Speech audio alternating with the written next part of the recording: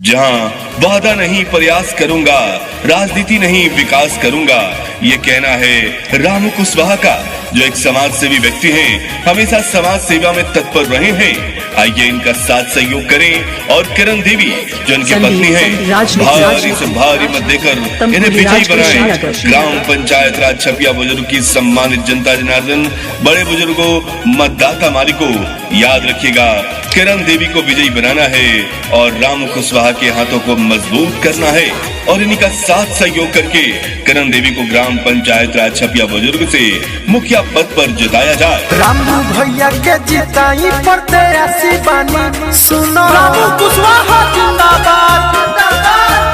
किरण देवी के जिताई पड़ते ऐसी बानी, सुनो किरण देवी जिंदाबाद।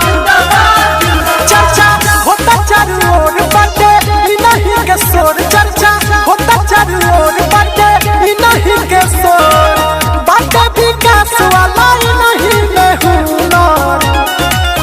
रामू भैया के जिताई पड़ते ऐसी बानी, सुनो रामू कुशवाहा जिंदाबाद। किरण देवी के जिताई पड़ते ऐसी बानी, सुनो। हाथों में गीता रखेंगे, सीने में कुरान रखेंगे, मेल बढ़ाए जो आपस में, वही घर में ईमान रखेंगे। शंख बजे भाईचारे का, शंख बजे भाईचारे का, अमन की अजान रखेंगे। काशी भी होगा, कावा भी होगा, पर विकास की राह में सबसे पहले अपने क्षेत्र का सम्मान रखेंगे। इनका पकौड़ी विश्वास तनी, गली गली रोड नाला नाली बनी।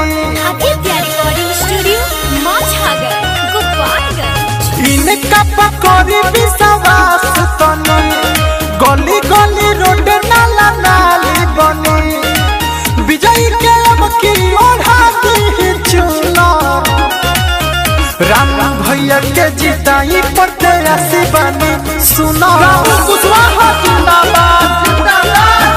किरण देवी के जिताई पड़ते ऐसी बानी, सुनो। कहना है रामू कुशवाहा जी का कि आपका विकास और आपका ही सेवा करने के लिए इस बार चुनाव मैदान में हैं। आइए इस बार इनकी पत्नी किरण देवी को भारी से भारी मत देकर विजयी बनाया जाए और इनका साथ सहयोग करके किरण देवी को ग्राम पंचायत राज छपिया बुजुर्ग से मुखिया पद पर जिताया जाए। बड़े सबसे साचा सपोर्ट करी लो, अब की बार नहीं के वोट करी लो। अरे ये चाचा, ये चाची, अब की बार रामू भैया के नहीं भूले के। बड़े सबसे साचा सपोर्ट करी लो, अब की बार नहीं के वोट करी लो। सेवा में रंगा बिता दी है उमर, रामू भैया के जिताई पड़ते ऐसी बानी, सुनो। किरण देवी के जिताई पड़ते ऐसी बानी, सुनो। Mobile number 95 010 51 335। Recording studio माझागर।